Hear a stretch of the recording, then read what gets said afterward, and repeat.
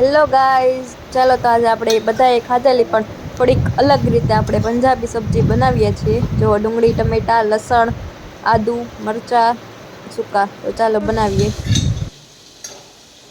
શું બનાવું? બનાવું છું આજે કાજુ, ચીઝ, પનીર સબ્જી.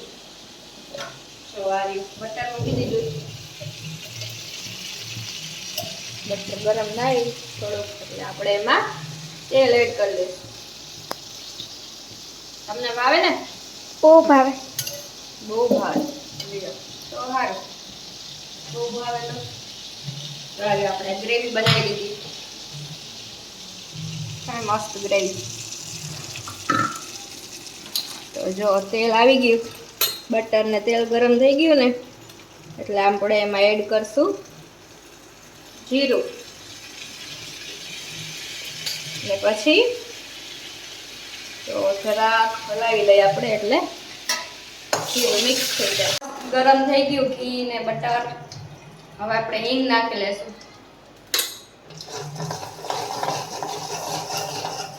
ને ગ્રેવી જે બનાવી છે, ડુંગળી, ટમેટા, લસણ, આદુ અને સૂકું મરચું, એની ગ્રેવી એડ કરી દઈશું આપણે. મસ્ત એકદમ.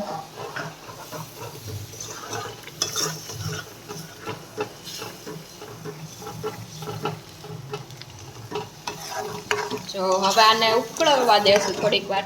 તેલ જ્યાં સુધી છૂટે નહીં ને ત્યાં સુધી ઉકળવા દેવાનું.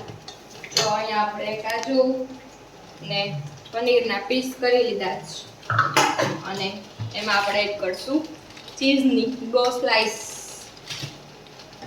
ગોનું જે ચીઝ આવે છે ને એની સ્લાઈસ છે, આપણે એ એડ કરશું. જો આ મસ્ત ઉકળે છે એકદમ. આપણે ધીમો ગેસ રાખી અને થોડીક વાર ઉકળવા દેશું. બંધ કરી આપણે મસ્ત ઉકળવા દેશું. હજી આપણે એને થોડીક વાર એકદમ મસ્ત તેલ ના છૂટે ને ત્યાં સુધી ઉકળવા દેશું. આપણે એમાં થોડુંક મરચું પાવડર, હળદર અને ધાણા જીરું પાવડર એડ કરી દઈશું. મીઠું તો આપણે ગ્રેવીમાં એડ કર્યું હતું એટલે એ પછી સ્વાદ અનુસાર આપણે એડ કરવાનું છે. તો આ બધું મસ્ત એકદમ હલાવી લઈશું. એક તો આમાં બહુ ઉડે બહુ સારું. જો ધીમો ગેસ રાખીને તોય ઉડે. થઈ ગઈ છે. હવે આપણે એમાં પંજાબી સબ્જીનો મસાલો એડ કરશું. 2 ચમચી જેટલું એડ કરવાનું છે. હવે એને મસ્ત એકદમ પાછું હલાવી લેશું. ગ્રેવી થોડી ઘાટી છે એટલે આપણે એમાં થોડુંક પાણી એડ કરવું પડશે ને. જો પાણી એડ કરી દઈએ આપણે એટલે મસ્ત થોડીક પતલી ગ્રેવી થઈ જાય. એકદમ ઝાઝી હોય ને તો ના સારી લાગે. આમ થોડી એવી પતલી હોય ને ગ્રેવી તો મજા આવે, ટેસ્ટ સારો આવે. જો છે ને મસ્ત એકદમ ગ્રેવી થઈ ગઈ છે ને. હજી એટલે આપણે એને 2 મિનિટ ઉકાળવા દેશું અને પછી આપણે એમાં કાજુ ને પનીર ને બટર બધું એડ કરી દઈશું. ચીઝ ગ્રેવી મસ્ત ઉકળી ગઈ છે. હવે આપણે એમાં કાજુ અને પનીર બે એડ કરી દઈશું. પનીરના થોડા નાના નાના પીસ કરવાના છે અને કાજુના આપણે 2 પીસ કરી દીધા છે. મસ્ત એકદમ હલાવી લેશું એટલે બધું ગ્રેવી ને કાજુ ને બધું મિક્સ થઈ જાય. જો છે ને મસ્ત એકદમ.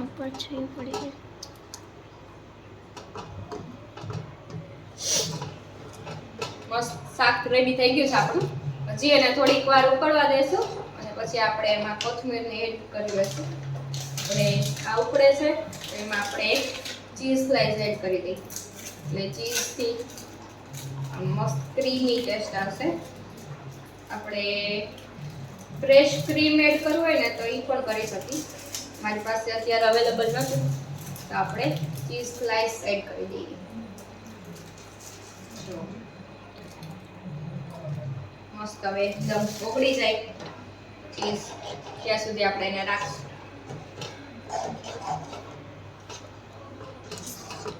થઈ ગયું છે ને એકદમ મસ્ત. કેમ રિયા? હા મસ્ત થઈ ગયું.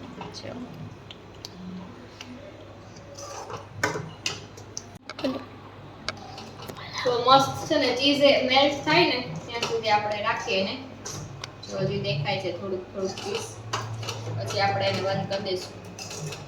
થોડુંક એવું મીઠું એડ કરી દઈએ કેમ કે આપણે ગ્રેવીમાં જ ખાલી મીઠું એડ કર્યું હતું એટલે સ્વાદ અનુસાર મીઠું એડ કરી દેવાનું. તો મસ્ત આપણું ચીઝ બધું ઓગળી ગયું છે, મેરિનેટ થઈ ગયું છે એકદમ. અને આપણી સબ્જી રેડી થઈ ગઈ છે. અને ગેસ બંધ કરી દઈશું હવે. અને ઉપરથી પાછી હજી એક ચીઝની સ્લાઇસ એડ કરી દઈશું.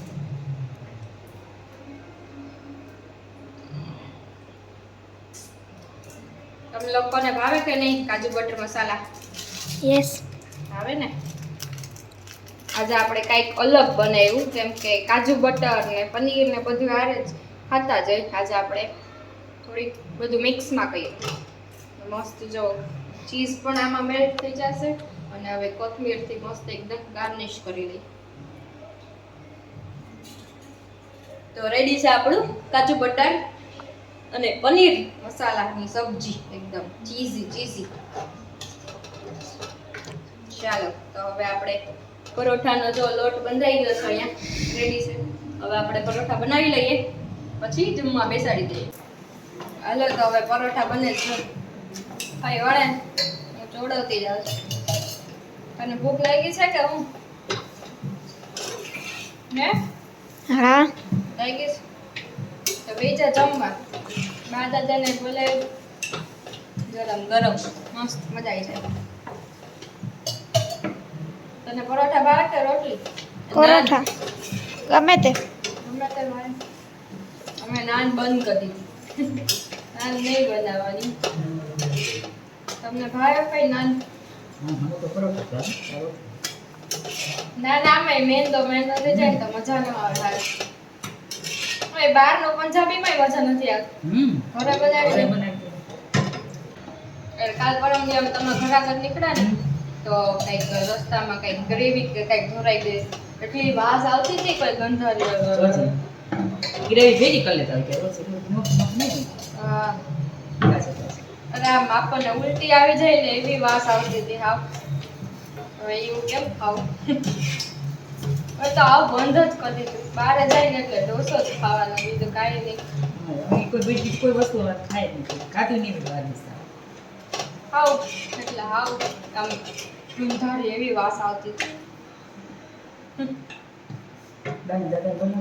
હાલો બા દાદાને બોલાવી લ્યો જમવા. એ બા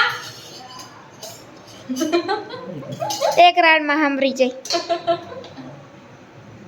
દાદા નો સાંભળે, બા સાંભળી જાય. દાદા બચારા ઓછો સાંભળે. દાદાજી સાંભળી ગયા તો એક રાડમાં એ ક્યારે? બપોરે હા બપોરે સાંભળી ગયા. એમાં એવું હોય કે એને ભૂખ લાગી હોય ને તો એનો કાન તો અહીંયા સાંભળી જાય. તો સાંભળી જાય, બાકી ન સાંભળે. આપણે કઈ થાકી જાય ને તો પછી નીચે બોલાવા જવા પડે.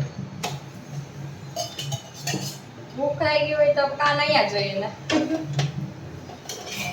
હમણાં જો હવે આજે મજા આવશે એને.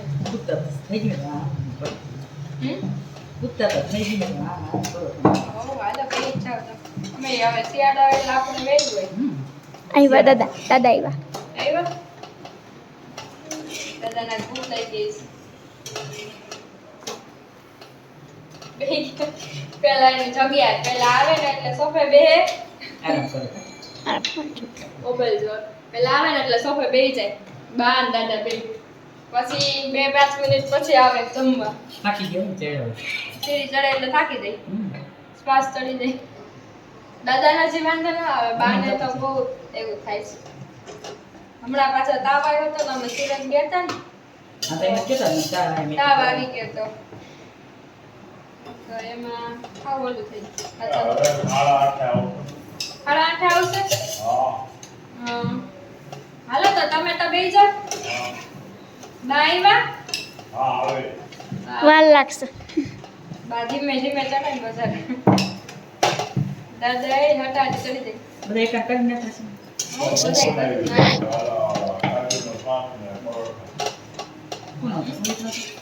પપ્પા હતા ઈ કે મોડા આવીશ એમ શું બનાવ્યું છે બસ બા આગળ જાવ બા આવ્યા હા તું જાવ તો ઈ ઓલું છે બા હા આ સ્મિત દાંતની છે કઈ હાલ છે હા દાઢ દુખે છે ને તો કાલ દેખાડવા ગયા હતા હા તો એનું છે ડેન્ટલ માં ઠેઠ જવાય હે ડેન્ટલ ઠેઠ હોસ્પિટલ ની ઉપર આવે ત્યાં નતા ગયા તો આ ડેન્ટલ તો લખ્યું જ કે આ ઈ તો ડેન્ટિસ્ટ હોય ને એટલે હા છે દાંતનું જે કામ કરતા હોય ને એને ડેન્ટલ કહે એમ હા છે અહીં આપણા ઘર આગળ જ છે જો લખ્યું નંદનવન સોસાયટી હા એ તો આવે સરનામું હા ત્યાં જ છે ડેન્ટલ હોસ્પિટલ ની ઉપર આવે હા તો ડુંગળી ચકાડા મોરમાં છે મોઈને ડુંગળી હા કઈ કઈ મતલબ કોણ ના ના રાઉન્ડ રાઉન્ડ કર્યા જો આ રહ્યા બીજા તમે બા પપ્પાને મોડું થાય એને મોડું તમને ફોન તો કરો